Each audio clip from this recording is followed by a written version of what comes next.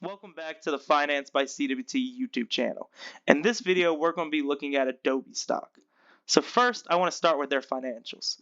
Adobe is currently trading at a price to earnings ratio of 43.51, which is obviously really high if they don't have the growth to justify it. They're trading at a market cap of $232.55 billion, and they're trading at a price divided by book value of 13.49, which is also really high. They're trading 13 times their book value. Now, one thing I wanted to include is that their forward PE ratio is expected to be 27.47, which in my opinion is much more reasonable.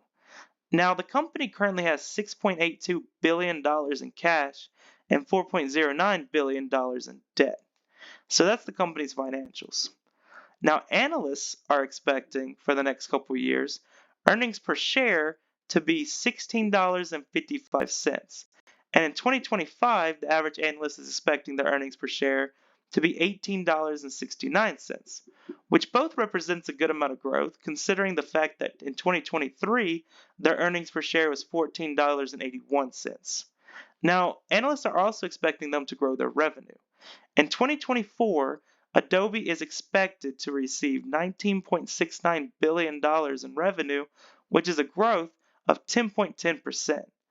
In 2025, the average analyst is expecting them to grow their revenue to $21.97 billion, which is 11.6% growth. In 2023, the company received $17.89 billion in revenue.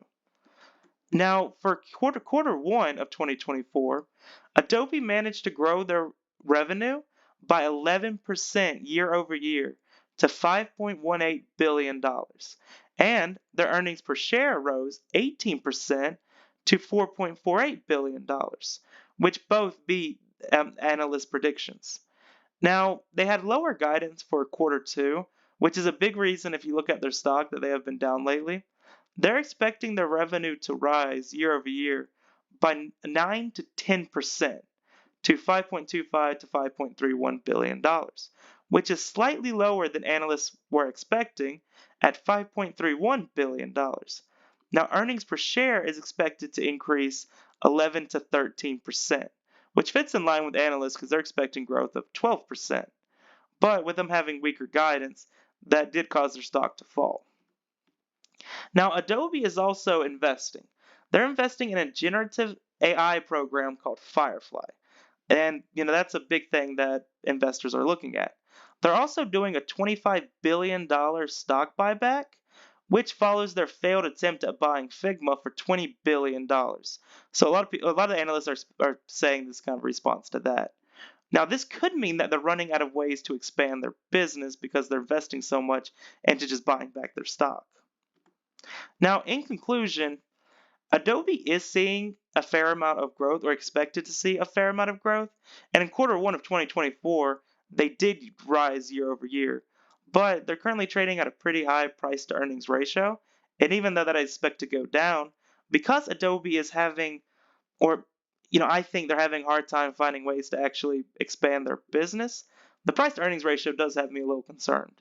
So when I look at Adobe, I do think they're trading at a reasonable valuation relative to expected growth, but I don't think they're trading at I definitely don't think they're an undervalued company.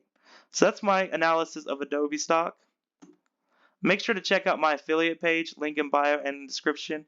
I have a ton of investing apps, credit cards, stuff, finance related tools. So check that out, link in bio.